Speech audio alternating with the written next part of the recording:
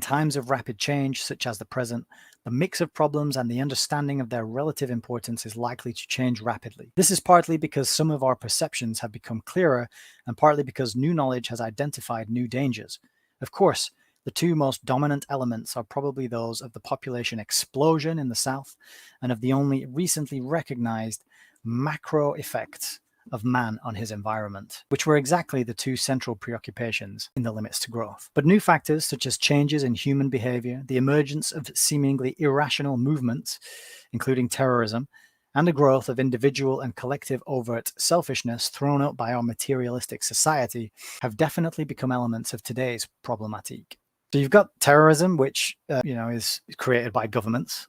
What's the book Richard Grove always mentions is Secret Affairs by Mark Curtis, who's a Royal Institute for International Affairs scholar, an author, talking about how the British establishment worked to create terrorist cells and destabilize areas in the Middle East. And then the materialist society, again, made popular and pushed and promoted by the sort of scientific elite, the Bertrand Russells and the H.G. Wells. And so the move into the materialistic society that he talks about was also kind of done to us. So yeah, they're kind of labeling these points, but then I have a feeling they're not going to acknowledge the true origins of all these aspects of the problem and who really created them. Terrorism and a materialistic society and selfishness, that's just part of the human being, right? And this is probably going to lead into why they want to alter and perfect the human being by way of their injunctions, and dietary changes as well. With the possible exception of the nuclear threat, the dangers to humanity are probably greater and more imminent than were those in 1972,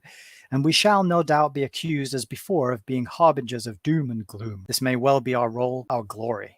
That's a strange thing to say, isn't it? This may well be our role and our glory. I'm a bit confused about that. What's glorious about being harbingers of doom and gloom? Doomsaying is, however, by no means our sole or even central role and intention. It is but a necessary prelude to doom breaking. The limits to growth was never intended as a prophecy, but rather as a warning of what might happen if policies were not changed in order to prove its extrapolations wrong.